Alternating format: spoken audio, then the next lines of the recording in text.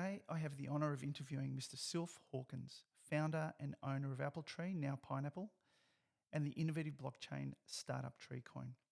Several months ago, I met Sylph and his partner Dominic in my advisory work. I was awestruck by his energy, passion for what he was doing, love of blockchain, and vision for a decentralised world. Sylph has a beautiful and inspiring story which should resonate with many who strive for something better for themselves and are challenged by the notion of real risk versus imagined risk, and I guess the opprobrium offered by people who, while trying to help, perhaps aren't doing so.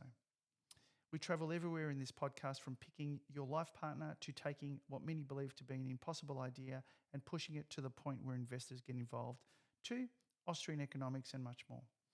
This is Entrepreneurship with Peter Christo, and here's my conversation with Sylph Hawkins.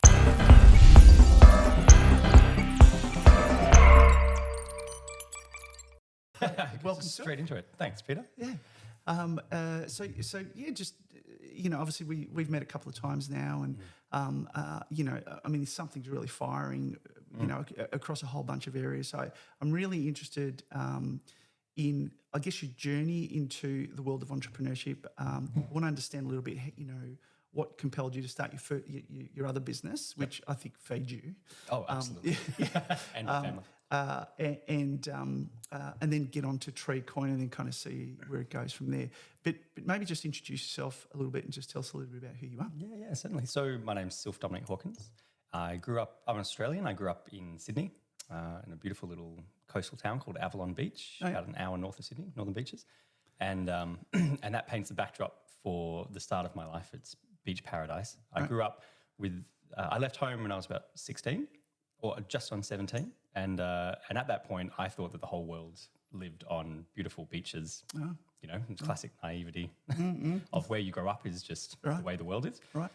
So it was a nice experience to leave and then hit the ground running. And it feeds right back in because I had it was a big falling out with my father. That's why I left home. Right. And we patched things up since then, but it was a really good impetus at that point in time. And I suddenly found myself at 16, 17, living in a little flat in North Sydney. Wow. I was working for my martial art teacher, so I've studied Japanese jiu-jitsu since I was 13. Right.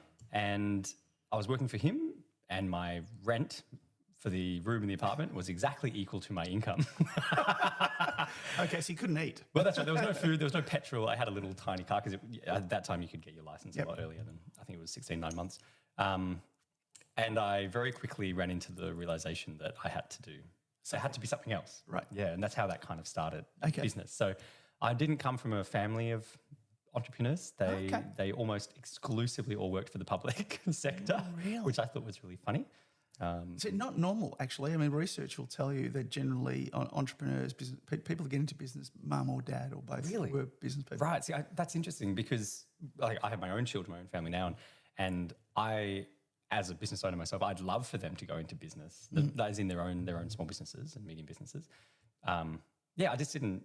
For me, it was a bit of necessity. Yeah.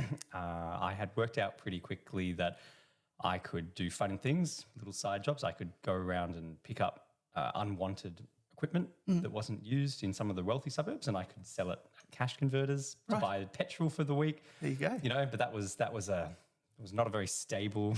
It's scalable. It wasn't particularly scalable. Investors. That's right. I wasn't out selling shares in that. That's right. I've got this crazy business model. But what was amazing was that it did actually pay some of the bills. I bet. And then I started to realize that I had a couple of talents I could put to use. So my grandfather was an electrical engineer. Right. He was very famous in that particular circle, a lead engineer for Marconi. So he was like a radar specialist and over in England. Okay. I grew up between his house and my parents' house. He was just 10 minutes down the road. Okay. And so I studied a lot about, not so much electrical engineering, but we had a lot of fun with computers and a lot of building and basic soldering. And so at sort of 16, I decided that I could try my hand at fixing computers as a side hustle. Right. And it paid for food. Yeah. So I had this multi-stream thing. I had martial arts I was teaching. I was finishing school at the time. I put myself through high school. Oh, so you're still pushing through school? Yeah, I'm not quite sure why. I think in hindsight, ironically, even though I left after the argument with my father, I stayed at school because my father had expressed that he thought that I should finish all the way to the end of the HSC, Yep. the high school certificate. And so, in that funny kind of weird, hadn't quite thought that through as a young man. Yeah. In my defiance of him, I was still doing exactly what he wanted. What do you want? Yeah. Damn you. I'll show you. I'll just do what you said, just so you know now that it was the right thing to do. Just to prove to you. And obviously, that was good. Like, that taught me a lot as well. Yeah. Even just, I remember having to just pay for that was good eye-opening at a young age. Yeah. Oh, education's But not free. I had to pay. you didn't think, I better go to Coles and push a trolley or something? And Well, I think that what happened was, because of the area I grew up in, it was, do you know the northern beaches of Sydney at all? Oh, notionally, I know. Yeah. I've got some friends who live up there. It's like Millionaire's Row. So it's very expensive, and we weren't a particularly poor family, but my parents had, my father especially had that kind of post-depression mentality. Right. He was the eldest of 9 kids, and my parents were in their mid-late 70s. So so they had you late in life. yeah, that's right. Yeah, I have one older brother.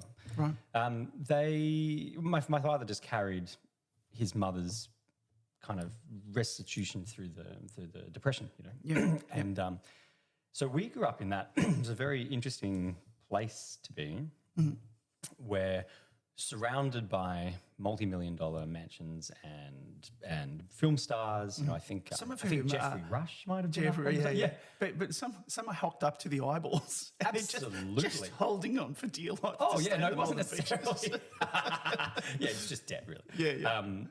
I went to high school at Barrenjoey High School with a number of friends who ended up on like Home and Away. Okay. It was that kind of lifestyle. Yeah. And so all around me, very privileged. Yeah. Very, very privileged. All around me was this lifestyle, and yet at home it was brown rice and Western Star butter because that's all that we deserved, kind of thing. Keep it real. Yeah, and keep all the plastic containers because you never know when World War III is breaking out. Yeah. And so it was interesting. Now apparently. Yeah, I I need to call him up actually and request that he sends down the plastic containers. So it was a really interesting contrast, and it taught me a lot in the early years. I realise now in reflection just about the value of things, and so I think that what happened was because of that, I skipped this perception that I would just go and become an employee. I don't know why, but I jumped straight to. I was an employee for my martial art teacher, but it was a very bespoke, position that wasn't pushing. Yeah, it was like spit on hands, shake hands, and it was kind of deal. Being taught. At that point in time, I was being paid to teach children, so I was working as a children's martial arts teacher. Okay. For his school, he had multiple locations, and that's not the kind of job you just look up on. No, you didn't look up on Craigslist and and and probably put not application. so taxing for you as a young guy too. No, I mean, I was getting paid to study martial arts. Yeah, and hit little kids. Yeah, exactly. Everyone's true. Everybody's true. And now it's so yeah, I'm not quite sure what it was that propelled me straight into business ownership and to jump that gap. I had lots of friends who grew up in the same area who ended up working. They got jobs at the newly formed EB Games. I remember a friend of mine who did quite well writing them up throughout the ranks. Right. Lots of people who ended up at Woolworths Yeah. as they made their way. And then they went to uni. They did a very classic, conventional path. So I realised that I could at least gain a few different income streams to pay the bills. And that started me thinking, this actually could be quite a lucrative opportunity. If I can have 3 different income streams and one of them's a bit of a passion project and one of them pays the bills and the other one might be a little bit more passive, then I could cover all my bases without having to particularly work 8 days a week, 20 hours a day. It's so funny. I listen to you say that and I go, he's in my head. I mean, that's me. I had I had a slightly different pathway, but I didn't recognise you on the Northern Beaches, right? Yeah. No, the streets of Richmond, maybe. Oh, right. Here in Melbourne, but you say that to me, and I go, that makes eminent sense from a risk portfolio of risk point of view, right? Yeah. And to have a job with one company. Somebody wakes up one morning and goes, we've got to save money, we're going to put a line through this guy, and bang, you can't pay your bills. Yeah. Yet I have that conversation with other people and they see it completely the opposite. Really? They say the secure thing is the job. The insecure thing is having multiple income streams. That's so interesting. And even though that cash flow can do this. It's lumpy. Sure. You know, if you're smart, I guess you keep it. Stay Yeah. at the bottom of the sine wave. Keep your expenses at the bottom. Keep down and have I don't know, a few months at least of happening there. Not always possible, but and yet I would say 90% of people would agree with the other model, and I think that's what makes, I guess, the world of entrepreneurship kind of. People look at it and go, "Oh wow, it's amazing." You say, like, "Well, you know what? I'm actually managing risk a little bit better than you are." Yeah, it's an interesting perspective, isn't it? I suppose, and obviously, as I say this, I'm aware of the catch-22 because none of us are actually free. Like we're all contending with social agreements and our own limitations.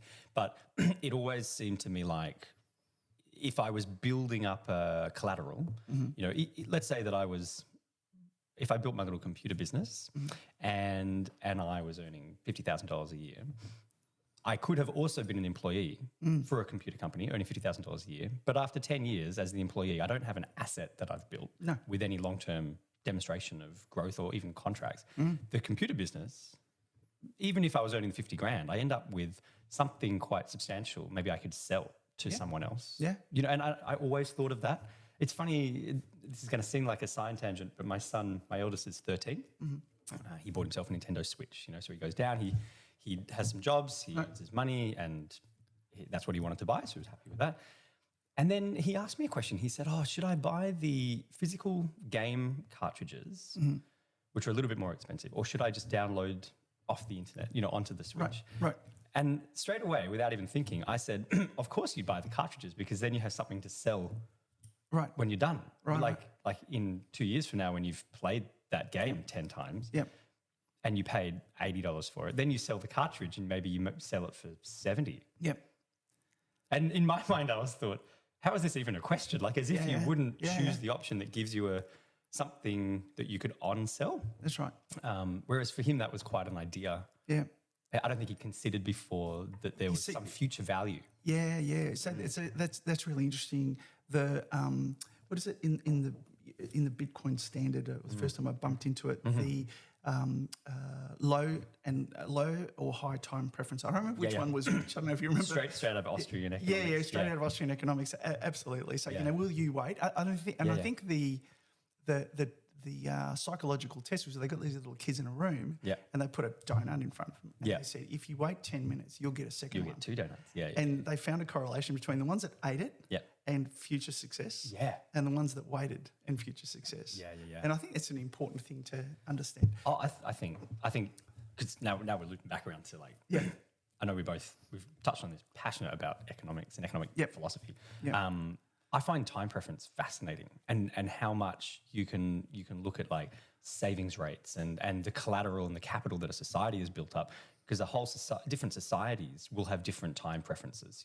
Certain societies will be much more, and so we could say high or low, but maybe just for the ease of this, and for everyone listening, let's say like short or long. The 3 people that are listening right now. Yeah, that's right. You, me, and my wife.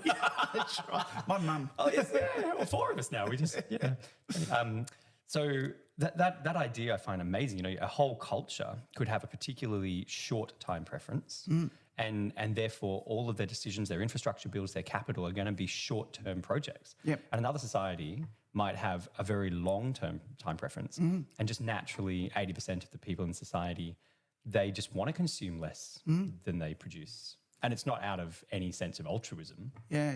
That's just how they're wired. Yeah, sure. And then these societies interact.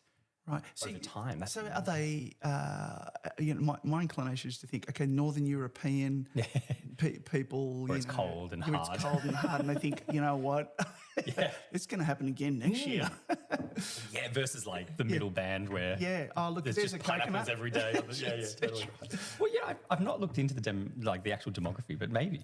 Yeah. There's certainly that idea, isn't there, where the greatest warring countries in the world are the ones where it's frozen tundra and you're out plundering for resources. Yeah, that's right. Sitting on a beach in perfect sunshine with coconuts. It's hard to really go to war against the rest. Dude, there's a coconut over there. Go your hardest. Yeah, that's I'll right. crack it open for you. Yeah. Let's wanted to chill out on a beach together. That's right.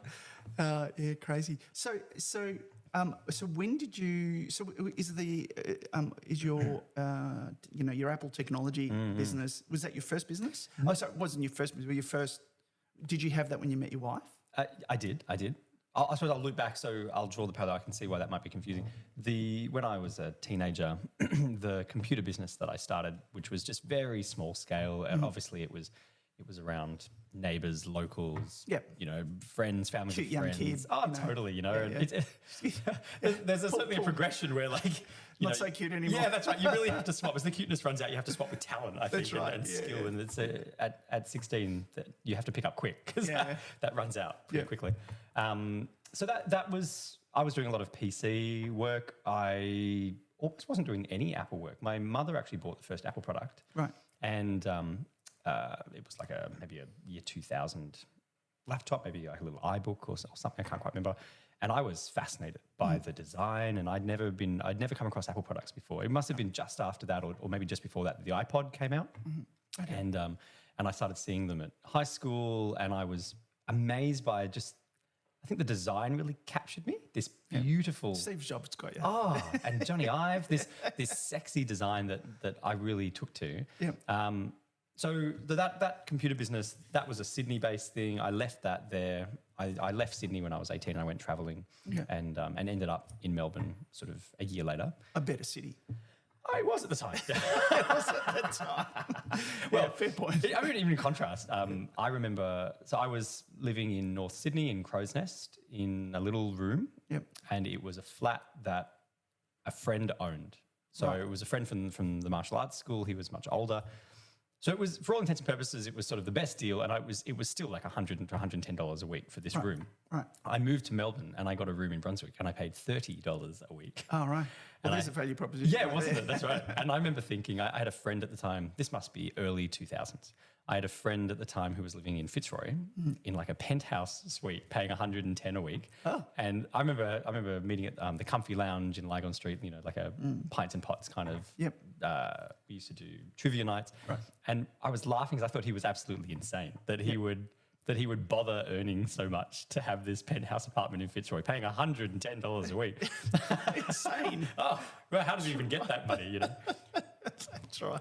And it's just so funny how quickly value changes. Yeah. And everyone else in Brunswick was, $30 a week was what everyone paid. Yeah. Or starving students. Yeah, that's right. So that was all very normal. But it's also an identity thing too. We're all right. We're all this bohemian. That's right. Yeah. Well, you leave lemons on the front step. Yeah. Whereas I completely forgotten about Sydney when I was in that. It's like that thing where when I'm in the middle of winter, I can't quite remember how hot summer was. Yep. So I think I'd forgotten about the money pressures of Sydney. Yeah. And I was enjoying this. Yeah. Super. But I still had this mentality of being business. And so I actually think maybe the move to Melbourne gave me a bit of that surplus. We just mentioned before, when you keep your expenses at the bottom line of your cash flow. Yeah. In Sydney, they were there was the other nothing. Side. It was zeroed out. It'll be okay. The bank will lend me more. Not even there. It was it's okay. There's food on the street. Luckily there's some fruit growing in the front garden. Yeah, that's right. But it's funny. My neighbours across the road. Actually ex-Brunswick, and they are very much the nicest people you'll ever meet in your life. Yeah. But he's got a big lemon tree down the back. The fig trees. Come and grab, Right. He's got fresh veggies, but I think he's starting to kind of sow the seeds of that sort of mentality, which is wonderful. Another fig tree around the corner. Yeah. But it's just interesting because then that move to Melbourne probably did give me it left me the fat and the cream in that, because I was still working. I was still, I picked up a job as a martial arts teacher again. Well, that's the other thing. The runway with, when you are, I guess, spinning up a business, particularly in those early days, it's not a straight line. Oh, right. And in fact, in anything really, even if you get a job, there's a point which something stops for most people. And then there's a period of unknown. Yeah. 1 month, 2 months, 10 months. I mean, you don't know. Definitely. So that's got to be managed. That's got to be thought about. Yeah. So when I'm interested in, I'm imagining there are a bunch of little entrepreneurial kind of there were quite a few stories there, and I guess that's where you cut your teeth. Did you do anything formal around business and education? I studied a small business management courses and a little bit of I wouldn't even call it accounting, just basic bookkeeping, short courses here and there, mainly because I just wanted to be able to manage my books. Not have to pay somebody else to do some mysterious thing. I mean, ironically, I couldn't. Yeah, that's right. At the very beginning of my business, especially in Melbourne, I couldn't afford a bookkeeper, which is quite interesting reflecting on that now. Because they're pretty cheap. Well, they were. If rent was $30 a week, That's right. So it was out of necessity. Yeah. And I do say it as a half joke to some people sometimes. I get asked occasionally, usually I teach a lot of teenagers in martial arts still. Right. Oh, you still do that? Yeah, that's right. I run a martial arts school. I love it. Nice. And I have a lot of 15, 16, 17-year-olds, and sometimes they'll come to me and they'll ask questions. They'll say, how did you get to this lifestyle? How did you make it here? And I said, my honest answer is poverty. As in entrepreneurship through necessity, not unusual. I said, just when you leave home and you can't afford a bookcase, so you've just got some milk crates that you found down on the street, and that's your bookcase and your cupboard and your coffee table and probably your bed. I said, you work out how to use resources to their best. And then from there, I think obviously they morph into wooden bookshelves, but you don't lose the lesson of how to best utilize resources. You're not out just, wasting money and wasting time. Yeah. And I really think it's half tongue in cheek, but it's also half totally serious. Yep. Yeah, no, I completely agree. So I'm interested in when you met your wife, your partner, was she of the same kind of ilk? Yeah, if that's the right word. Yeah, ilk's a great word. Yeah, she definitely.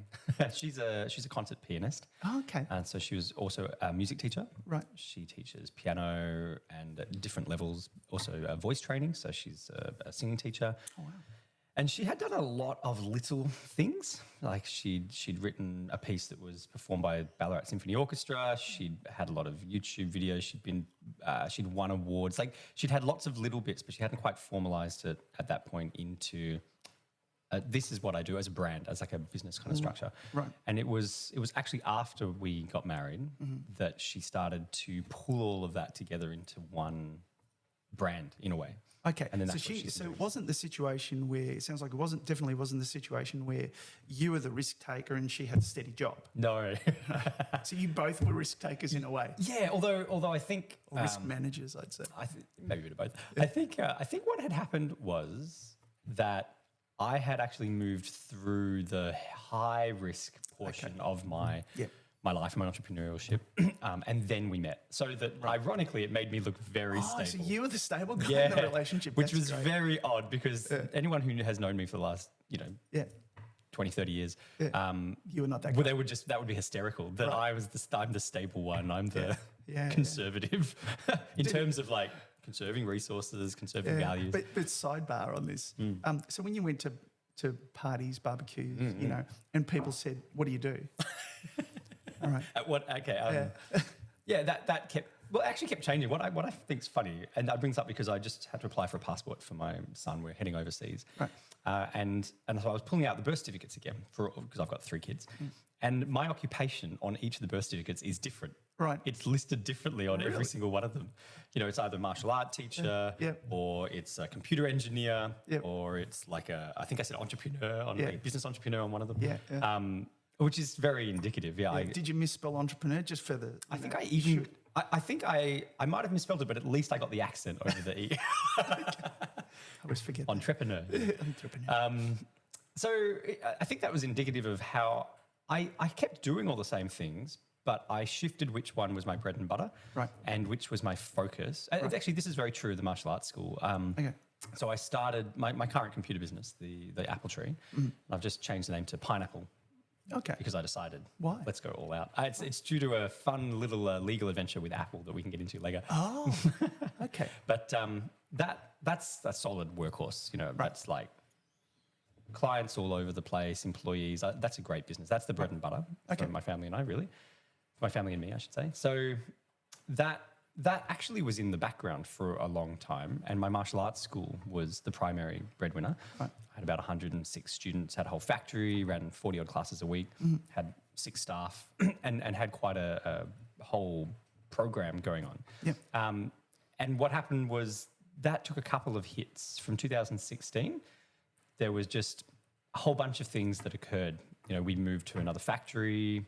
I moved out of maybe just 10 minutes away from that particular area, lost half the students. Oh, nobody wanted to drive the extra. No, the parents didn't want to drive the extra. God, no. Who's driving 10 minutes? They didn't like you that much. That's right. Yeah. Obviously, the cost versus the petrol was. And so, and then we'd rebuilt back up to where we were, but it took quite a hit on profit, having to reinvest to build back up.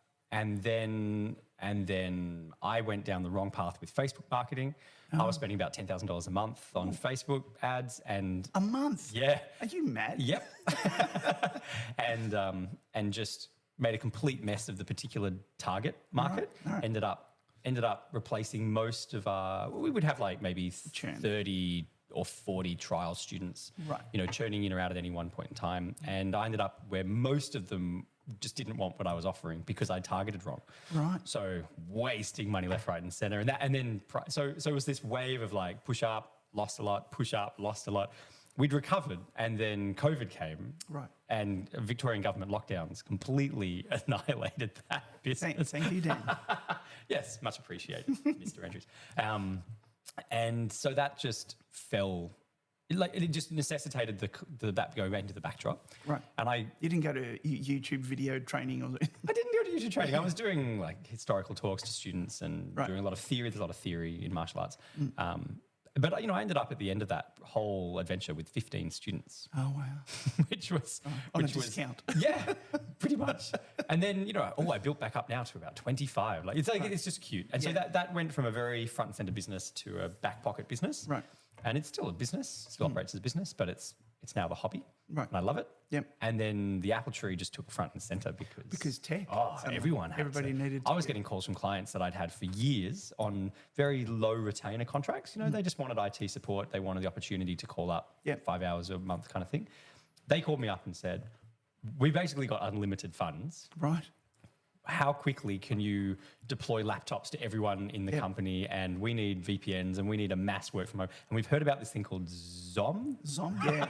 Zom. I think it's big in some countries. Yeah, Zom. Have you heard about the new terms and conditions they've just released? No. I'm going to totally stuff this up, but apparently they own everything that goes through in terms of the words and the images and whatever. Also, it's like and Facebook. Their AI has the right to develop whatever they want that they then own forever. Better than the thing you signed for this. Yeah. No, this was only like for first house, firstborn child. Yeah. That's right. I'll have to go back and read. The So I'm thinking maybe go back to Google Video. I was going to say jump to Google Meet. Yeah. That's right. It's a pity this isn't sponsored by Google. Yeah, that's right. But mind you, they make some money out of it. Yeah, absolutely. Pretty well everything I do is on there. Okay, so it sounds like the coupling, between you and your wife was kind of a match made in heaven, really, because then she got to ride on the back of your. I'm assuming, no disrespect to her if she did. No, I didn't listen to him at all. Well, she's that adage I quite like and it's an old adage that is it men give women something, they make it 10 times better. Yeah. She did. Yeah. Well, yeah. She just kind of takes. She looks over my shoulder and she looks at things I'm doing and she gets very interested. And then she'll ask for, can you help me with this? I'll answer one thing and then she'll go off and she'll come back and she'll have perfected that. Yeah. That's right. In half the time that I could have spent doing it, which I just love. I'm very proud of that. And so we do very different things. She's much more, I'm not going to say people oriented. Like I love people. I really love business in the books and I like everything balanced. I like managing large finances. I get such a kick out of that. She couldn't care less about spreadsheets. Like the last thing she wants to do is sit down and that's not her Saturday afternoon. Entrepreneurship, a spreadsheet is your friend. Yeah, I would say I almost have, it kind of goes my family, my wife, my children, my spreadsheets. Yeah. It's kind and of if I had to choose. Yeah, that's right. It's a hard choice. Yeah. Well, there's the kids. No. That's right. Okay, so look, there's a bunch there, but maybe I'm guessing that now, the foundations of life, bills being paid, you've got a couple of businesses, you found somebody who's right for you, that, now you've bred, now you've got overheads, real overheads Yeah, that you can't walk away from. Yeah. I'm leaving. I love the responsibility. I think what's that? The diamonds are made under pressure kind of thing. Yeah. Otherwise, you just get charcoal. Yeah. Did you ever, actually, it occurs to me, did you ever doubt yourself along the way? Yes, there were a couple of times, and it was early on. I remember once in Sydney, it was before I'd left, so I must have been about maybe just turned 18. And I'd visited some friends who were working, I think he was working at EB Games, and he'd become like a store manager or something like that. And his wife, they weren't married at the time, but his partner at the time, I think she was working like a family business. So they both were employees. And I went round for dinner to their place, and they were renting quite a nice house, in North Sydney. And we got chit-chatting, and I noticed they had a new car in the driveway. All right. And I got asking, and I was like, Was that a tinge of green you got on your face? Yeah, it was like, here we are, and I've still got milk crates. Yeah. And you're starting your car with a zip start. I had, pilfering the pull start from the lawnmower just to crank over. Actually, I have a funny story about the alternator and the starter motor falling out of a van that I had owned, but that's a completely different. Okay. And having to roll start every time for about 6 months.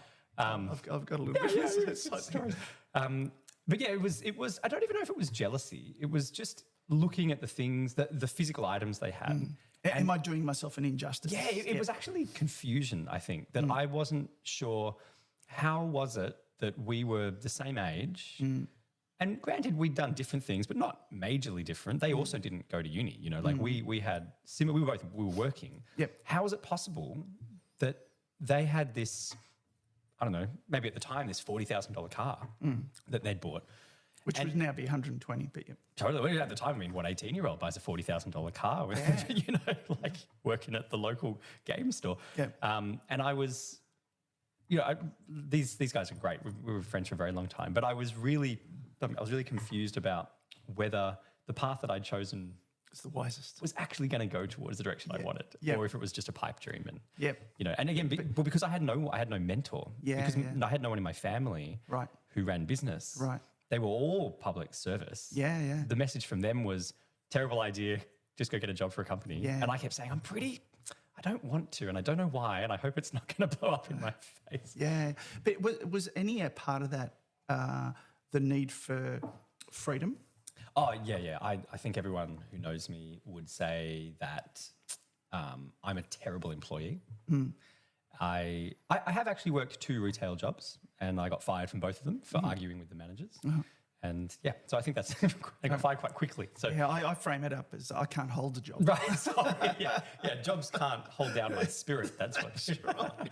And so I think even now, sometimes there is this sense of like, I do look at people who are very happy with just they've worked for their company for 30 years. Yep. And they're really content. And I just feel, if there's envy, it's the envy that I don't feel that content just doing the same old thing.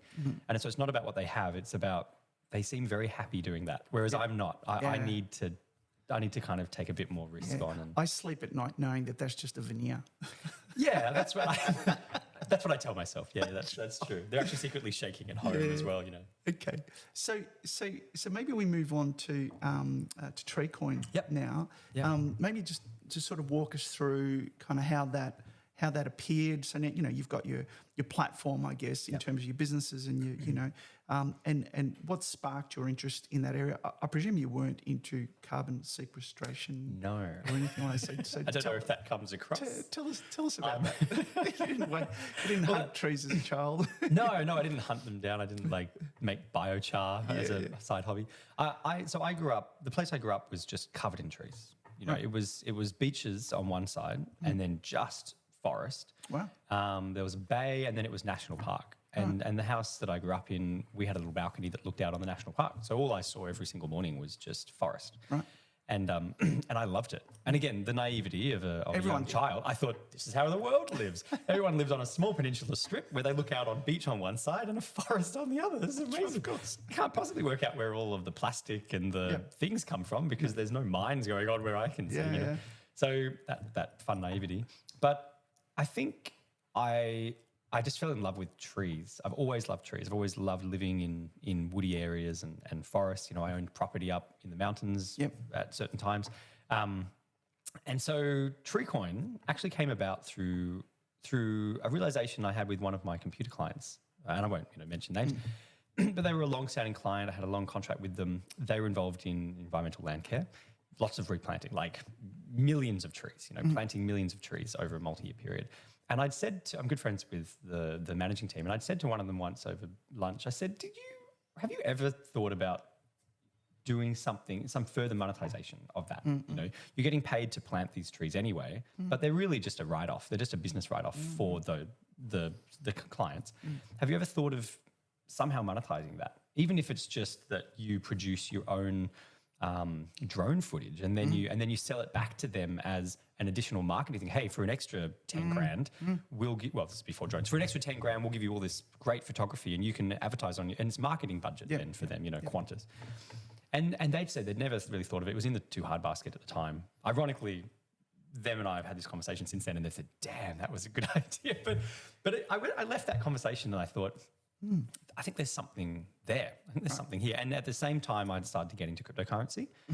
So in 2014, 2013, I'd been running the Bitcoin core and the Litecoin core. Oh, really? I think you and I were telling you we had some fun. And it was I was like, oh, look at this. I was running a computer business. Right. It was a bit of a nerdy thing to do. Yeah, sure. Who didn't have a Bitcoin wallet? That's right. And tattooed your seed phrase on. Well, at the time, it was like a fun little game. I didn't take it seriously. It was it was like a collectible. That's right. Yeah, it might as well have been Pogs from the 90s. Digital buttons. Yeah, it was. Yeah. And so that was kind of fun, but I didn't think much of it. And then I didn't even keep. I had lots of computers. I had laptops in the office where I had a shop front at the time, and I just run Bitcoin Core on them and then fun and then wipe them and then. Sell them because it was just fun. Oh my God. Like, it was just, I know. I know. I'm just going to pause this while I slap you. This is one of those go back in time. It's the Back to the Future thing where I go back, not with the horse race, with just keep all that. Yeah. So, who'd have known? Yeah, exactly. Just like now, who'd have known that we need to collect these mugs? Yeah. They're going to be millions. Don't get rid of this exact white mug. Yeah, that's right. All the little twining. These are rare now. Yeah. So it was something fun I dabbled in. It wasn't until 2017, and that whole bull run that I actually started to get really into it. I still didn't take it financially seriously, but I started to get into it as a game. And my risk profile, that was a bit of fun. And I lost a bucket of money Nice. in that up and down run. Always buy high and sell low. That was a good, good run. Well, doesn't everyone do that? Well, I say, look, someone has to fund the winners, don't they? Right. So that really got me interested. And then from that 2016, 2017, 2018 period, I decided I didn't actually know much about the technology. So I started just reading and luckily I had a computer background. So I was trawling through papers. The tech piece must have been easy for you. You would have got that. The tech piece was pretty easy, but the implementation of it I found difficult. That took me a lot of reading to work out how, especially before Web3, this is way before Web3, it was like, how exactly does this have utility beyond, great, I've got these wallets, but they're just still like SSH hashes. Like I'm still just running this, I'm still downloading it's a big core. number. I don't see how this is implemented right now. And then I actually, I started to explore some of the exchanges that were around, like CoinJar, Australian London, who'd been around, I think since 2014 as well. And and I found that really interesting, how they were starting to create utility out of that for normal people. So I started to realize that the blockchain had the potential of helping me with my tree quest, that I loved trees. Which could have been another name for it. Tree Quest. Actually, can we pause this so that I quickly trademark that before it goes out with to my blessing. I'll let the directors know, my co-directors. Actually, on a side topic, TreeCoin is the name we started with. We have a scratch board, like a kind of Miro board of hundreds of other names. Right. And we ended up with TreeCoin back at the end of that. But I'll add TreeQuest onto the board. Yep. With my blessing. I'll give you 10%. Of? Damn, it's on recording now. So I started to realize that that there was something here.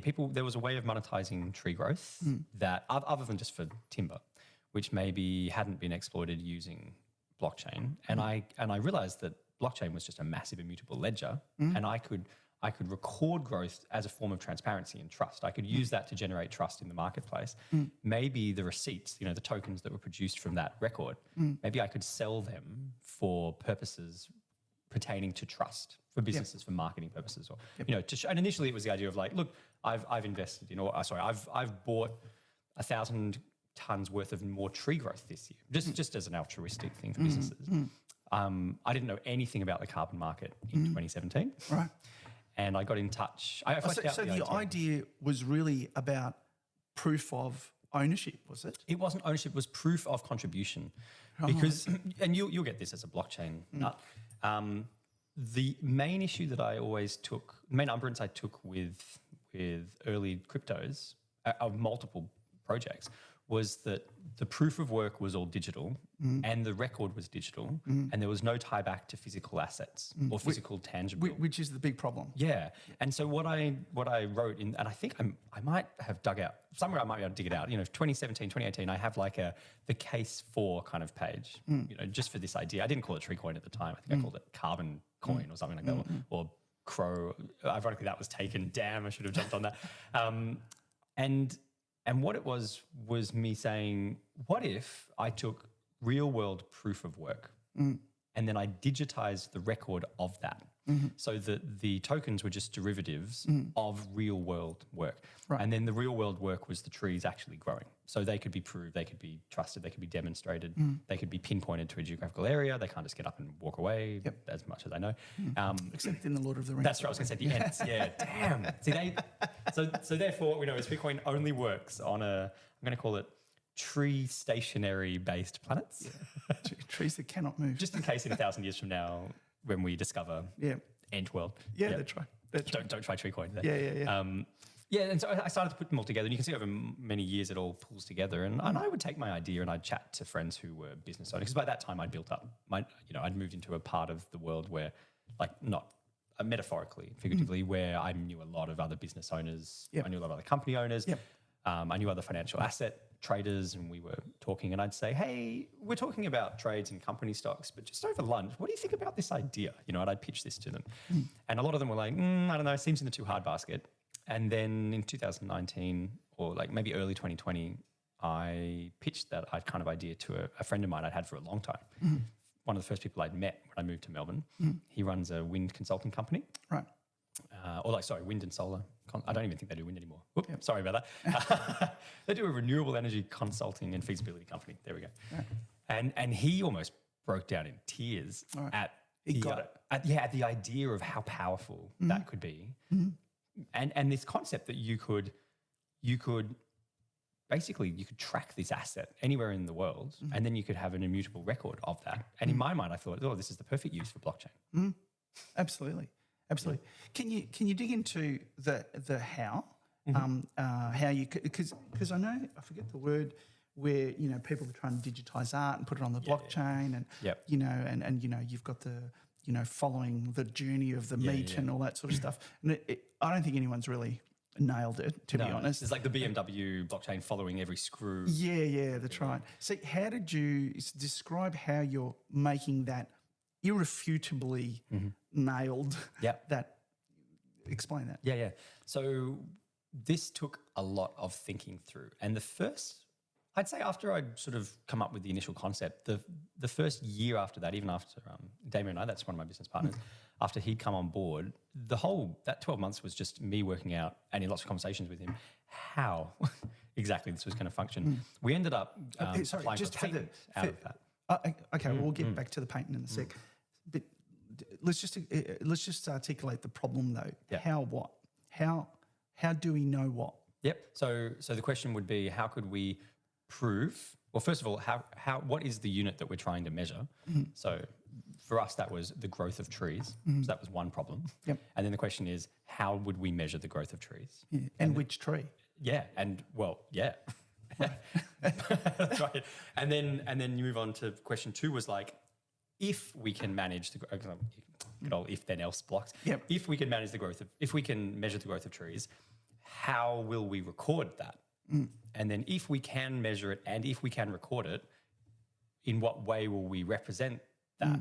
And if we can, and then you keep going down these paths. I guess, and is part of it, and does everyone agree that if a tree grows this fast, it produces this much oxygen?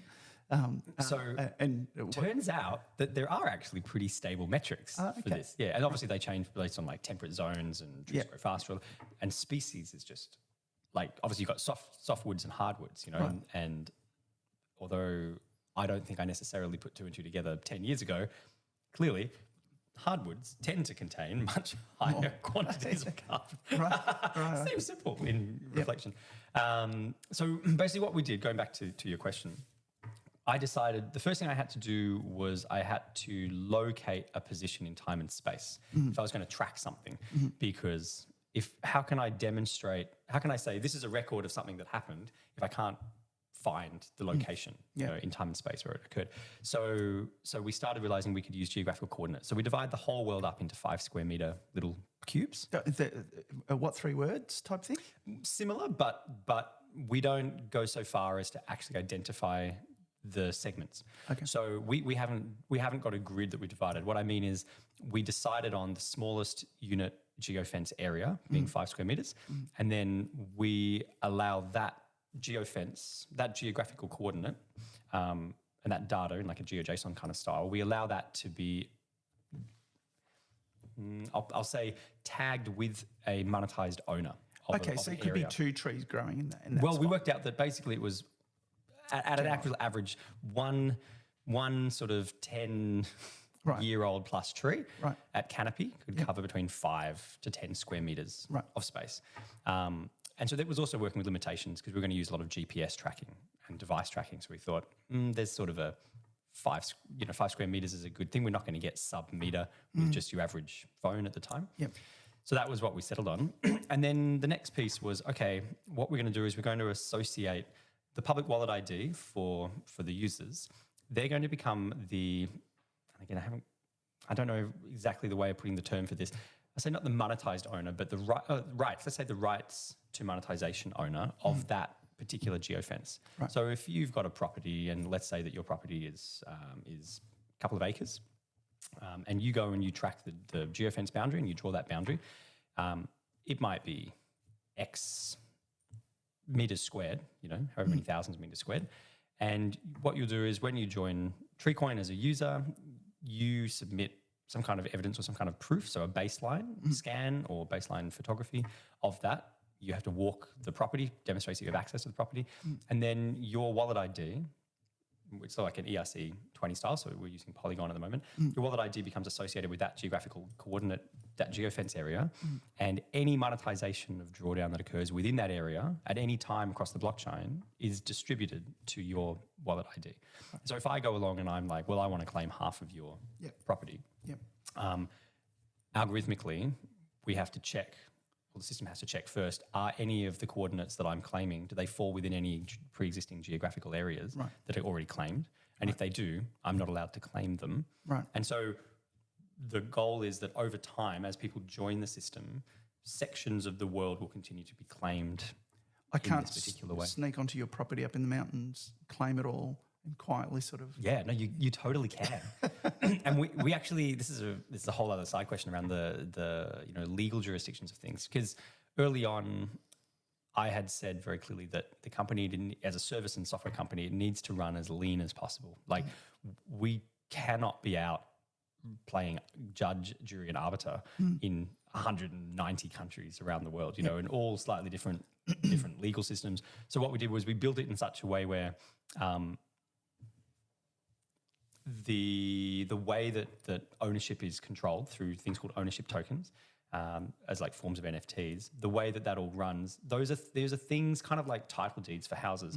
A court in another country can get through their normal legal proceedings, and if at the end a judge of a court demands a court order, you must transfer ownership, monetization ownership of this to Billy. So if I sneak into your house, plug my power cable into your wall socket, the problem doesn't belong to the electricity company. No, that's right.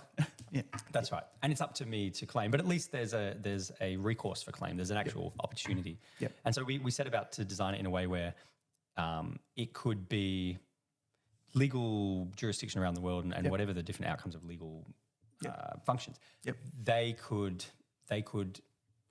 force or enact their people to move these ownership tokens and these things that allow the monetization to occur. Yeah. So we see and potentially other projects could address this anyway. Ideally, I mean, Estonia, Romania, they're putting real estate on blockchain. Yeah. Imagine if Australia did that. Well, I'd say it's a matter of time. Oh yeah, definitely. Before they end up doing that. Well, because then if let's say you've got some form of NFT that demonstrates ownership rights of a particular, like a real estate title, but it's all blockchain based, that would be like a 5-minute job to just integrate that particular NFT that unlocks the ability to claim these geographical coordinates in. And that would be so simple, Yeah. But I tend not to wait around for the government to make the leaps and bounds. Right. So we're out doing something. We'll be pushing up daisies. So tell me, it's okay. So you nailed the really important thing as far as I'm concerned. Why did you choose Solana? Oh, we not Solana. We've initially built on Polygon. I beg your pardon, Polygon. Although it's funny you mentioned Solana because we have an ADA. Like we've actually been big fan of ADA. Full disclosure. ADA, is up there in one of my top projects. Yeah, absolutely, hands down. And I think they've been doing well because it's obvious. I named my dog Ada. Really? Steffi, who's no longer with us. No, she's alive, but alive and well with a family that will actually feed her and walk her. Yeah. I had teenage kids that, Oh, no.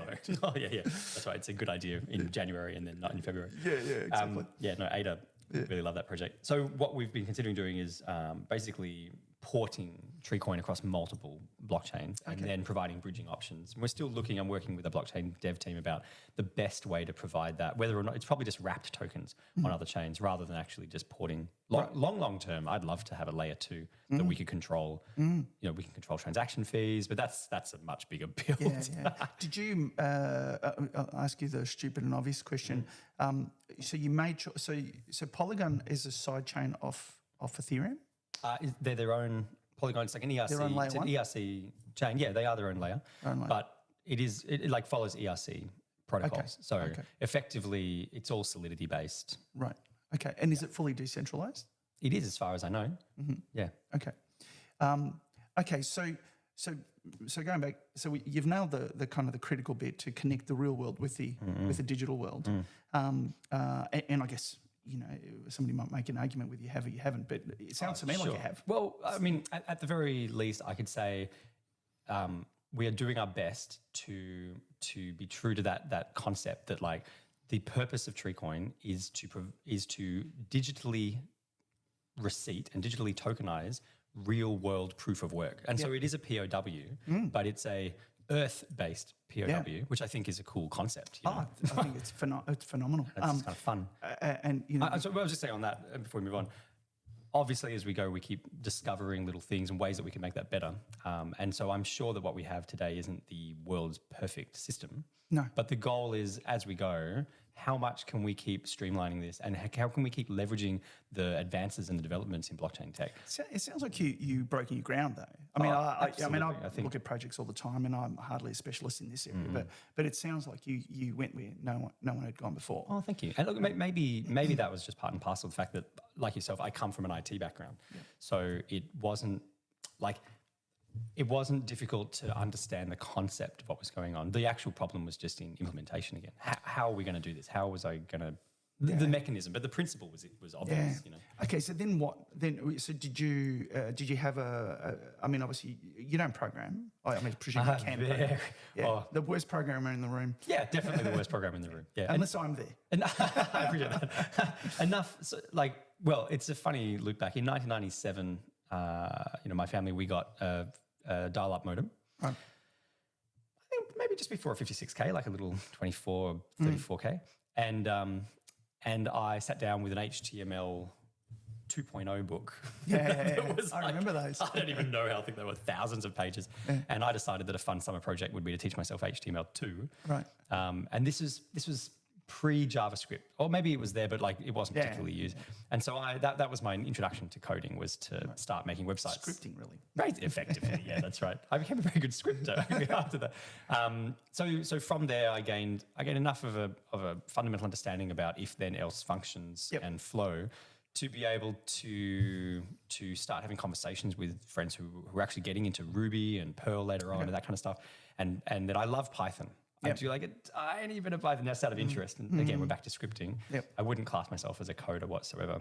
I luckily, at least because I head the app development sort of team, luckily we can sit there and I can go through and as they're going through Solidity, every fifth line I can grasp vaguely where the direction that we're heading in. Yeah. So is it so what was the next steps for you? So you've got the concepts, so then were you R&Ding the dev piece? Did you go out and find someone, or did you bring someone in on team? Or? So actually what happened was since around the year 2020, which is a very good use of, being locked in your house. Damien and we decided to formally form the company as a corporation, and we'd become very clear on the vision. And what we did was, I think it was a contact of his, we brought in a man called Bharath Krishnamurti. And so he's one of the founding members with TreeCoin. He is the owner of an app development company called Appimate. Okay. So he's a Melbourne-based guy. They build apps for L'Oreal and, big names all around the world. He was really instrumental because he brought with him a whole team of developers that he already worked with, plus all of his understanding about things like market pricing for software dev.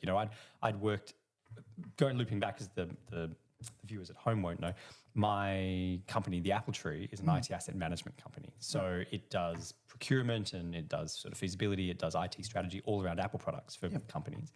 It doesn't get down on the boots on the ground and code SaaS. It works and it consults and then it implements SaaS for businesses, for companies. So it was the first time that I'd actually delved into even quoting costs for software development on a large scale. So he was instrumental. He helped us kind of cut through, and the quotes, as you can imagine, were wild. They go from sort of, I'm a university intern, I can pretty much write a layer 1 for free, to like a massive team in Brisbane and it's $8 million for, it was ridiculous. The range was just ridiculous. Did you go into Estonia and into Europe? And totally, they would have gone to it. Yeah, where like the local schools. Look, we're in between the Ukrainian war, you can hear the gunfire in the background. And you can hear the typing. That's right. It reminds me, like the BBC Micro in England and how that kind of kick-started this whole generation. It's like that with blockchain. I think these companies, these countries that are, Estonia is like leading the world. I know. And you can become a digital citizen, can't you, as Estonia? I don't know about that. I believe so. They've got digital ID online. Well, yeah, you can become I don't know what rights and responsibilities you've got. Okay, literally. You get some sort of citizenship, I guess. A bit of metaverse. You get something, who knows. It's very cheap these days, I hear. Yeah, you can log into the computer, which is centralised. Yeah, that's true. So what happened was Bharat came on board and he initially took that kind of CTO role. Critical, by the way, isn't it? You need someone who's going to own the tech. Oh, absolutely. Yeah. Absolutely. And so Bharat and I worked very closely together because we both had that IT background and that know-all. He obviously had all the on-the-ground boots knowledge of writing software and running dev teams, and mine was more about large infrastructure, asset management and strategic direction for IT. So we worked really well together. And did he have the blockchain crypto kind of background as well? No. So to drink from the fire hose on that one? That's right. Yeah, actually it was only myself in the initial team who had even had anything to do with crypto. Like blockchain Jesus. Kind of felt like that at some time. I go in with the beard and the robe. And so that was interesting, having to kind of get people up to speed. And initially, when we would speak to people, we'd even sort of pitch this idea when it was the three of us, and we had some build going on. We'd still be pitching the idea at some of the VC groups in Melbourne, get up on stage, and the questions were like, "So what's crypto?" Or like, wow, or like, "What I've heard about Bitcoin." Is this just gambling? They were the kind of questions, and it was like having to start from scratch. Oh, look, I still get the FUD. Yeah. And in fact, this morning I got from a client, crypto. They've tied in crypto and slavery. Right. That's interesting. right? And crypto. Did you swap? Say US dollar and no, sorry, that's too far. And then, sorry, just a little bit as well. Yeah. Now I'm forming this big argument, and then I went, Wait a minute. Yeah. wait a minute, problem belonging to you. Yes. Back to our pigeon. Yeah, totally. It just reminds me. I remember a really good chat. It was a family function. I won't say my family or my wife's family. A family, generic family. That's true. Very generic family function. Maybe like a barbecue, and it was just a couple of years ago. And one of the family members had said to me, because he knew that I was doing I do a lot of trading and asset speculation. I do asset investment, but I also do a lot of financial speculation. You don't sleep, do you? I do from between the hours of 11 and 11:10. Okay. Nice. And so I go back to my risk appetite. I really enjoy new things and Wild West kind of concepts. Yep. And he just sat down next to me with a sausage in his hand, and he just came straight out. He said, "You know that the largest amount of money laundering is done in Bitcoin." Yeah, there you go. I said, "I'm pretty sure that's impossible. I'm pretty sure the largest amount of money laundering is done in US dollar." That's right. Because when I compare the market cap of Bitcoin, there's no possible way that. And we don't have the liquidity to cover it. Yeah, that's right. You're telling me there's this was years ago. It was like a $500 billion market cap. I had another all the one. drug smoggling in the world. No, well, I had another one I met with quite an intelligent guy out of Melbourne University. I won't name him, but who lives at 123. Yeah, that's right. And he said to me, blah blah blah, money laundering, crypto money laundering. I said, tell me how. Yeah. All right. And he said, well, it's really, really easy. So if you're a drug baron in Russia, you go and buy electricity business, electricity business that generates electricity. Oh yeah. And then now you use that electricity to mine to run the mine and produce Bitcoin. And so hang on. So you've moved your money in bags. You've walked up to the electricity company now with no oversight at all, have bought it. Nobody asked a question about that. And on it went. I won't harp on it. But it tightened. I nearly got sick thinking, how can smart people be so stupid? Around the actual mechanics of... But there's no... It's like... This is the destination in terms of my argument. Yeah. Bitcoin is bad or crypto is bad. That's right. And then magic happened in the middle. That's right. That's right. There's a really good metaphor that someone had said to me years ago as a quip. They said, my whole business plan is step 1, steal clothes. Step 2, step 3, profit. And I said, "What's step 2?" And he said, "No, that's the magic in the box. You're not allowed to ever review step 2." Yeah, that's right. So. I don't think you've thought. And obviously, it was like, and he was quite a well-to-do businessman, and he said, "This is when he hears projects like that, or people come to him with this amazing idea." Yeah. And he goes, "Right, so step 1 and step 3 are really clear." Yeah, the bit in the middle, the magic happens bit. The how, that's not. You haven't really thought that through, Actually, I'm really surprised doing a little loop. Not just in general business, I meet a lot of people in general business who seem to have no freaking clue what they're doing. But people in crypto, because it's a buzz term, it's like going after VCs and going after funding, and they come up with this project and write this white paper that makes literally no sense whatsoever. Which nobody's really going to read, except for a tech person. The tech guy who goes, wait, this doesn't make any sense. Yeah. This is a round logic. This doesn't function. And yet they're like, $20 million projects. I saw this one, what's it called? Your Friend or something, just recently. I don't know if maybe that's the wrong word for it. And it was where you can purchase, no joke, you purchase shares of your friends. So it's a crypto project. And lucky this is audio because my face. It's like theoretically what you're meant to do is so famous people would say, Lady Gaga sells 1% of, and it's like, it's unclear what exactly that actually means. Like, what if you buy 100%? Yeah. Like, do you own them? Lady Gaga. do you get to, okay, well, once a week, every week we get to have dinner together because I bought you? Like, what does that actually mean? And yet the market cap is 11 million. Unbelievable. I had this explained to me, the whole VC thing explained to me years ago. Basically, it played out like this. You go to a function where there are venture capitalists. Yeah. You go to the first guy, Sylph. Yep. Yeah, Sylph goes, "Oh, hi, Peter, what do you got?" And I go, "Oh, well, I've got this thing. It goes bing. It's a laser mousetrap and whatever." And you go, "Oh, that sounds really, really interesting." Yeah. And that's the end of the conversation. So then I go to, Schnerdbergler, who's just a little bit further up. Mr. Schnerdbergler. Schnerdbergler is my favourite. And he says, what do you got? And I say, I've got this thing. He goes, being Sylph's interested. He says, really? Oh, we should organise a presentation to our board, and and then you move on to, Tom Smith. Yeah. And Tom Smith, what's going on there? We're presenting to their board that looks like they're interested in investing. Yeah, and he pulls out the checkbook. Right. Totally. So, but I mean, FTX is what an example for the times. Hey? Well, exactly right. But no one did any due diligence about what they were investing in. Yet, if you or I go in there, they will do a cavity search. Absolutely, yeah, absolutely. Right? Yeah, totally. You'll be violated in every way. And then they'll say no. Yes, that's right. It was just for fun, really, the cavity search. That's right. Wasn't even part of the requirement. No. Yeah, I remember reading some of the FTX pool that there was a screenshot from one of the investor meetings, and it's the board and Sigmund, he's just sitting there playing. He's got a headset on. He's playing a video game, playing sort of Xbox in the background during the board meeting, and they loved it because he was like young and hip, and this is. and I was like, no, that's a sign that a complete idiot's running the show. But I'm old enough to say I saw this shit happen again. Happened back in the late 90s and the early 2000s. Oh, the .com, the downloadable dog food businesses getting funded, and I'm just astounded. We've learnt nothing. No.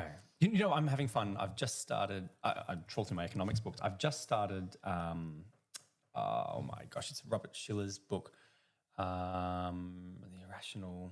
Oh, the Intelligent Investor? No. Ooh, I really should have remembered the name of this before I mentioned it in the podcast. Irrational Exuberance. Oh, okay. That's the title. Okay. Where he goes back and he looks at speculative bubbles and mania, over the last sort of It's like the whole tulip bubble. Yeah. And that's interesting. I think the first edition of that was around .com or just prior. Yeah. And then he does a revision, and I think my version is like the third revision, maybe, or fourth revision. And the foreword is like 30 pages long because he's touching up on each revision. And he's exactly that. His comment was that you'd be surprised how long ridiculous mania in the markets can continue. It can continue longer than you can keep liquidity, basically. Yeah. But I know we're going off track a little bit here, but I've got to say, more recently, my impression is that some of the venture capitalists are gaming this. So absolutely. They know this is going to happen. So they go, okay, this has got a lot of sizzle. Yeah. I don't care about the sausage. Yeah, that's right. It's got a lot of sizzle. I'm in and out. So we're in. Yeah. And so we're in, we signal to the market that we're in. So then everyone else, all the retailers bump in. And we'll roll out. And then we'll roll out. And that's our exit strategy. We don't care if it goes big. Yeah. That should be illegal. Well, that should be criminal. It's just such an unfortunate waste of society's capital because what happens to their obligation to the investors who've come in and said, I want to get in on the laser mousetrap. I want to get in on, on downloadable dog food. Yeah. But they're saying, look, here's your dividend. Yes. Right. And in 20 years, somebody's going to go to jail, but that's fine. That's right. Yeah. Well, it won't be them. No, it won't be them. And it's funny, as we roll around, and we've been obviously speaking to VCs, and we had one fundraising round for Treecoin private equity, a seed round last year, and that was very successful. We're starting another one in a month from now. We've finished the MVP, so we're up to the next round. And so you're pitching to VCs or to non-institutional yet? I guess it's too early. Last time we did approach some VCs, institutional, and I won't name names, obviously, but we were basically told we were too early. Come back. We said, we pretty much got a working prototype. They said, no, come back when you've got revenue. And now we go back and we're like, okay, well, now we've got revenue models. And so let's just see. I'm still expecting that the VCs themselves will say, come back in a year when you're making 50 million. Right. But we're expecting that there's a higher tier of the angel investor and the seed investor for private capital as the gap between, your initial seed bootstrapping funds and the VC. Okay, let's go down this rabbit hole. So what I'm imagining that the overhead on this business is not going to be massive. No, it's quite. So what would you be funding? It's pretty much all R&D. Yeah, okay. Like I have broad, large plans, and they involve good developers who know what they're doing. Right. This is not it's not a side project that is just kind of like in a basement. To rebuild the stack. Basically, I mean, that's a long-term Yeah, plan. we built it, it works, but now we've got to rebuild it the proper way. Well, last time we caught up, I was mentioning one of the key problems we had in the MVP was that we'd initially started the idea from a mobile-based platform, and it very quickly ended up as well, it's obviously just like a general web app, but it ended up predominantly being designed UX for laptop and desktop, and it was just the function because we needed MetaMask. We're doing a lot of Web3 integration. And then we kept running into this problem where, well, MetaMask still isn't supported in Safari browser, on iPhone or whatever. And so short of getting everyone to download MetaMask as an app and then use the inbuilt browser, which they're never going to do. No. It's just another friction point. Exactly. And there's people who've never even considered crypto before. Asking them to do 3 things in onboarding means they're gone. 2 things is hard enough. Yeah. So even just in that example, I said to the team, we're obviously integrating with MetaMask for the purpose of the MVP. Long term, this all needs to be brought. We need to find a way of integrating in the app itself. It can't be a PWA. It can't be a progressive web app even for that function. It's got to be native. Yep. And then we're just going to have to rebuild Treecoin MetaMask. We're going to have to find a way of doing that all in a way that we're not accidentally exposing private keys. It all has to be above board. We have to start again so that the user experience that I want the customers to have is as streamlined, as seamless as possible. Because I think it's crazy that still, and this is another business idea that I'll head down in the future, there's still no single platform for business crypto. No. Like where can I go and start a general, like a wallet where I can manage as the CEO? Why can't I create multi-signatory wallets that provide permissions for my marketing team to spend in the same way I would my internet banking? I can have a card with a limit. I can just say, marketing team, here's a MasterCard. It's got a $10,000 a month limit. Yep. You guys spend it all combines for accounts. Yep. Why can't I do that for crypto? Absolutely right. Where's that platform? So hence my next. I might join you on that.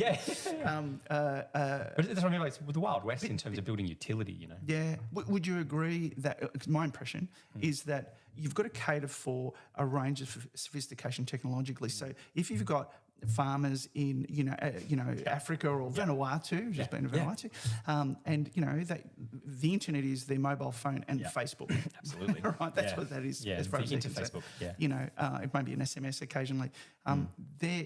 You've got to make it as simple as possible for them to get on board. Yeah, and you want them. Absolutely. Well, they're one of the main primary growing partners that we're trying to. Yeah, and also we're trying to find a way of providing dollars from the first world to flow to the second and third world for growing these assets that we want. Yeah.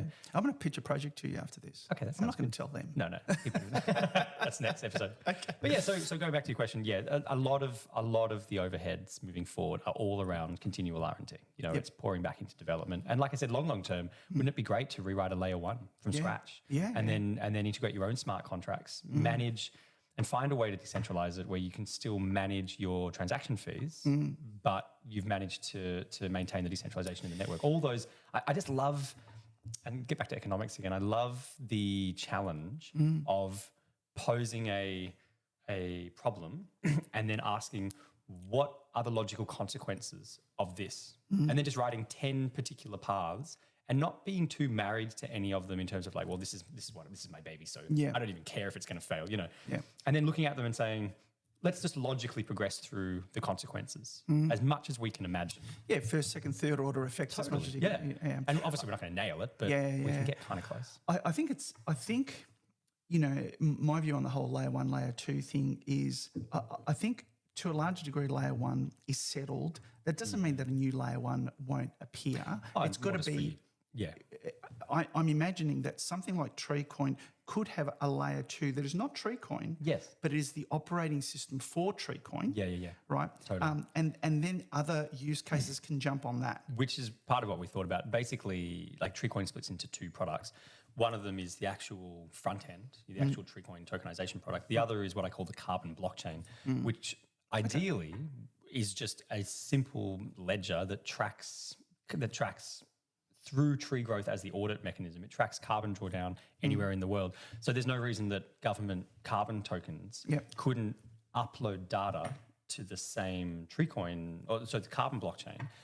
And then they would just be producing a generic carbon receipt, that they could use for their own purposes. That's part of the long-term plan from the blockchain product side. Yeah, so then it becomes an environment where you can bolt on into, and somebody's already done the work. Totally. You don't have to reinvent the wheel again. Yeah, which that's right. a lot of these projects do. They go off and they go. I've got another project that I'm looking at, which kind of dovetails in what I want to talk to you about. Yeah. My first step is just research the fuck out of everybody else doing. Yeah, Right? yeah. What is everybody else doing? Because the last thing I want to do is go, oh no, there's somebody here that's already. Well, and they're like $30 million down the path of this already. Yeah, exactly right. Maybe I'll just partner with them. So where you're at with TreeCoin now at a high level, like what's the next stage for you guys? So I mentioned before, we've finished all the MVP. So all of the prototype software, all of the front end, back end design's done. It's all PWA at this point in time, and we've started our pilot project. 12 months. So we had a 12-month kind of section in the budget where we'd said this was going to be just for real-world data. The live platform, the live production platform environment's up and running. We've got 4 pilot partner farms in Australia that are on board. They're on there now. You can look them up. We can submit a request on blockchain from Polyscan and pull out data. Right. Because of the way that it's built, and I'll look back to this because this is something I really love about the project. We can't just print tokens. This gets back to my love of mentioned this last scarcity and commodity production that actually provides value for the commodity. So because we can't just print tokens, there's no ICO. There's no there's no go out there and report, hey, I've just kept 50 million for myself or sell 10 million onto the marketplace. Yeah. We actually need to work with partners. We ourselves as the inventors have to work with partners who are growing trees to generate trees and then take commission to build up the initial stock of our own token. It's actually kind of funny. I love it. And yet when I talk to crypto people who are other projects, they're like, what a terrible idea. Why don't you just, how are you possibly going to make money out of nothing? Make money out of nothing. Exactly. And I was like, no, I'm trying to actually come up with an alternative currency that could be used for goods and services. Yeah. If I can just print it at a single point, you might as well just use USD. It's way more distributed. Like there's no difference. And tomorrow will be debashed just that little bit more. Exactly. Yeah. I like losing for. Actually, that's a fun comment. It was sort of said. Imagine talking about inflation, total money supply inflation. Yep. The ludicrous concept of inflating permanently every year as a good thing. If I said to you, hey Peter, I've got this company and I'm going to guarantee it's going to lose 4% value every year. Are you in? Are you in? That's right. Hang on. As a good business, I said, what's everyone else losing? And I go, well, they're losing 7%. So, and you're like, great. So I'm up. Look, you're basically making money at this point. I'm just not losing as much as everyone else.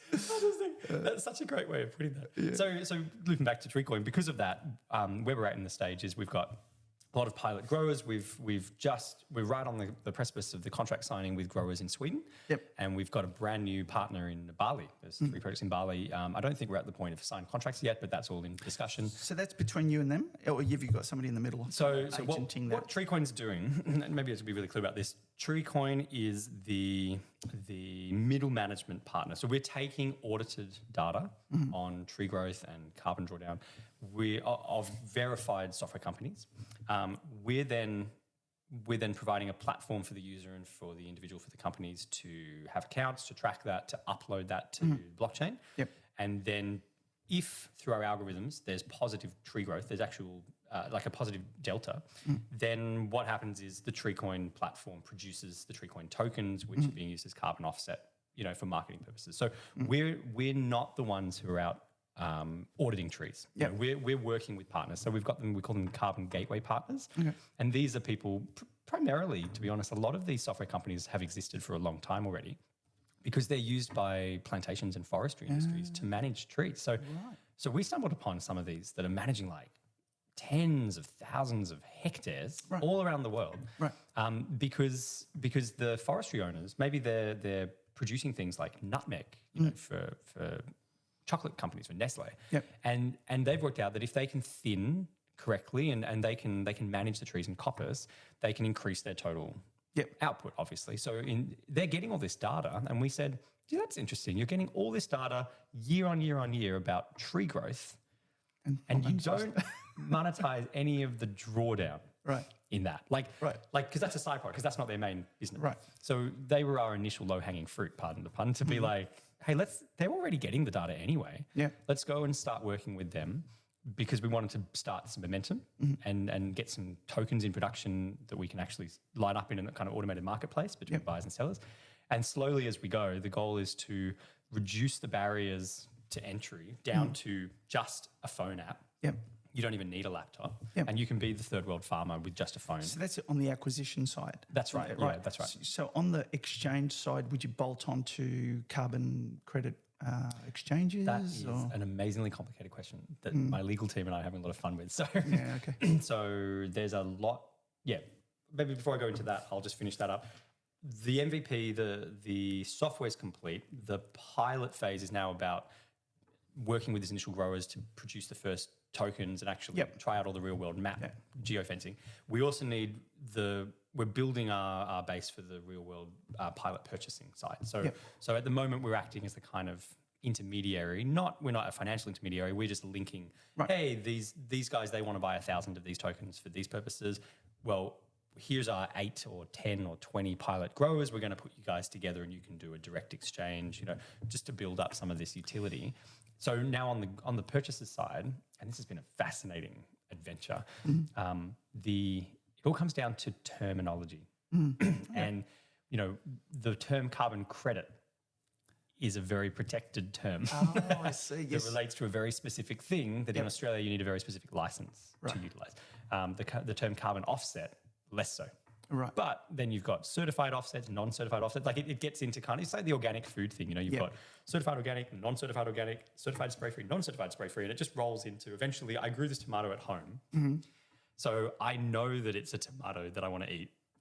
And no, it doesn't have, I didn't apply for a $300,000 license to credit my tomato that I want to just sell at the local marketplace. And I think that what this loops back to is the question of trust. These things are put in place, and the organic standards are a really good example. These are put in place because the end consumer needs to have a way of proving trustability that this banana is from a spray-free or this potato is from a herbicide-free. So they've come up with this system of checks and balances with a trademark stamp logo that is intended to convey trust. And I took that idea and thought, that's the carbon market at the moment. It's all about a couple of big name players and large government tokens because they have their stamp of approval. And I thought, right, but they're actually not transparent at all. It's all fudging books. And we I got to mention just something just stupid that happened to me yesterday. I went to I love eggs, and I always have eggs in the fridge, and I normally buy 700 gram the carton 700 grams. And I saw this new free range eggs, but that was 600 grams, and so I bought it. It was like 20 cents difference. Anyway, but there was one egg left from the 700s when I brought it back, and I looked at the new eggs, and I looked at the 700 gram, and I went, they look exactly the same. So I pulled out my scale. Really? There was a 1 gram between them. Wow. Oh, if only you'd measured the rest of the eggs. I think I made some money. Yeah. So, but I mean, my point is that there are some things that are quite simple that we can do, but we're so rushed in everything in our life now. Anyway, sorry. Well, imagine if we went back and it's like, I mean, go back with money before it was printed coins of denominations and it was weight. And you've got your scale and it's like, I don't care whether it's a random nugget or a bracelet. If it weighs 2.5 ounces, it's worth my 10 sheep. That's right. It's like it is. It just is. Yeah. Which I think is really. Yeah. And I think that modern human society would do really well to get back to that value proposition of like it is, not we believe it is. Well, we're going to go into the woke world now, where I identify as a multimillionaire. So therefore I am. That's all right. And like you said, there's some VCs out there who'd probably love that and be like, oh my God, he's amazing. We should, I don't know, I put an American accent to that, but that's right. Not to point to any of my future American VC friends. But yeah, so looping back, this for me, this is a thing around, we could compete in that fully centralized, ironically, carbon credit market. That would involve financial licenses, that would involve a lot more. In fact, it would involve us changing fundamentally the entry points for the token because you can't even, it has to be bare earth from these things. You can't even have pre-existing forests. So they couldn't give a damn about the forest that already exists. It's been there for 100 years. Right. It's all about additional forest. And I understand from their perspective, if what they're trying to do is increase reforestation. Yep. Sure. But that's not the field we're trying to play in. You know, if anything, I'm trying to decrease deforestation and provide a dividend payment. So farmers in second and third world countries who have trees on their farms, who are offered, well, if they're offered money to cut down for timber, they get to choose because like the flow-on effects, the flood damage, the erosion, you know, the temperature changes. But also the heavy lift to move into it is so much less than you know, pulling all the corn out and putting maize in or whatever. That's right. Whatever you got, you know. Then tree seed drop. Yeah. And so I think if I could provide an alternative cash flow, it's almost like a dividend payment as a way of monetizing their trees, so that there's a third option. They're either there because they're lovely. It's either like aesthetic value or it's like speculation value. I'm going to make a speculation on the sale. In 25 years, I'm going to cut them down and sell the timber. Right. But there's no dividend. No. So it's not an investment. Until then, And then it's like, well, what if there's a dividend payment? Would some of the farmers choose to keep trees in the ground because they're getting paid a dividend that's 20% per year of what they would have been paid in the timber value over that 25-year period? And then, lo and behold, temperature's a little bit more managed. There's less flooding. There's money less now, erosion. money later. Yeah, future value. We're back to time preference. Yeah. I mean, everyone in the world values money now. Yeah. It's just at what dollar value does the utility drop off that you can handle money later? And what flavour of money? Yeah, that's right. That's why I use the word money and not currency. Yeah. That's right. So that what we're doing is we're effectively producing carbon offsets, carbon offset tokens. Okay. And from my perspective, I tend to get a lot of flack from this. I step back and say, let's be really pragmatic. I love trees, but I am not expecting that everyone loves trees. Otherwise, the world would be basically forests, right? There's clearly people who don't love trees or couldn't care less about trees. Would rather the car park than the tree. Sure. And that's fine. And what I want to say, I don't want to go in guns blazing and say, you need to change your behavior because I'm not going to change my behavior. So no one's going to change. Well, instead I say, how can I leverage some character trait that you do value towards the gain of the project that I have in mind as well? So if you value dollars, how can I wave a carrot stick of dollars related to these trees? And I'll speak the language that you want. And your own gain, our own self-centeredness in accumulation for future unknowable, what if that accidentally benefited society? What if I could say, like, man, the more people hoard you know, their capital for funding projects, if that was in the function of something like TreeCoin, the better off we'll be by pure accident because an increase in demand for the token will increase demand for trees and for growth of trees. So we accidentally just increase forestation and decrease deforestation. So there's an element of human behaviour. You know? So we're motivated by incentives. Absolutely. Well, we're back to economics. Absolutely. You know, ultimately we want to feel good.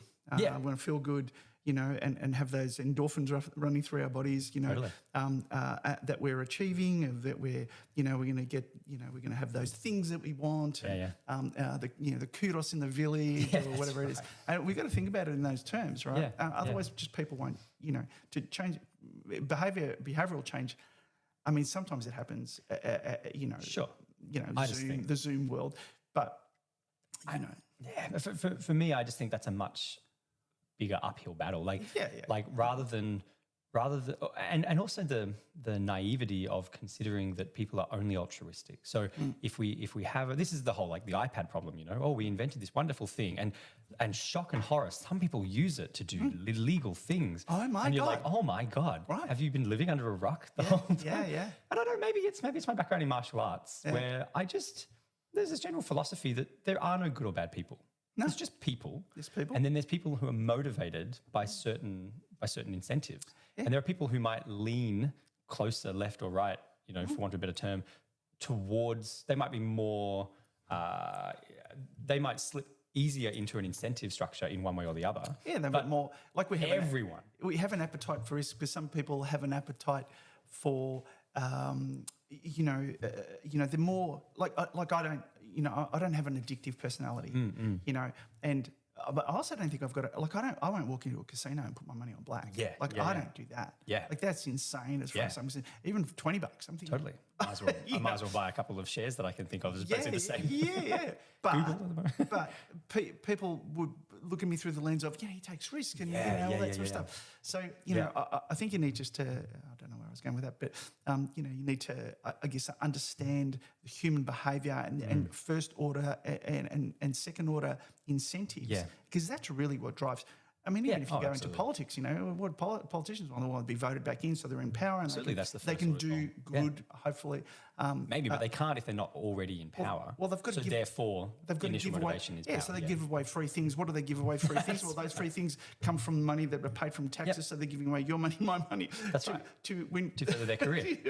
Of course, and again, you know, this is what I find interesting, and this is what I mean by maybe it's the martial art background. That's not a shock, like, because this is just, if you know what the motivations are for the individuals. I think this is Marcus Aurelius said this, one of my favourite Roman emperors. Oh, really? You know, meditations? Yeah, no, I've got meditations. I've read meditation probably a dozen times. Yeah. But there's a chap, I forget his name. Ryan Holiday. Oh, the Daily Stoic. The Daily Stoic. A friend of mine bought me this, but he's, you know, 50% of them are all Marcus Aurelius. Absolutely. It's like not founding fathers, but, you know, heavily influenced in his memoirs and notes.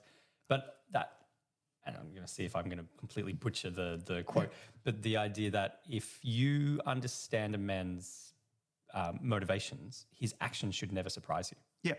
Yeah. And I'm like, so if you're shocked and surprised by the action someone took, it means you didn't actually correctly investigate them as a person. You hadn't spent the time working out what makes them tick, because otherwise it was always on the cards. They were always going to be behaving it's in this way. right next to the old adage where if somebody tells you who they are, listen to them. Yeah, that's right. So don't ignore them when they tell you, I'm a terrible person and I'm just awful with money. Listen to that. Okay, totally. Good talk. Yeah, that's right. Thanks for that. There's the door. It's funny how much we have this maybe this like naive idea that there's some kind of perfect human ideal of the human being, and that our systems aren't wrong. It's just that we have to find them, you know. Like, all the systems are fine. We leave all the terribly corruptive incentive structures. If we just find the Christ child again, politics is solved, finance is solved. No one does. And I think, what if we actually work with the people we have?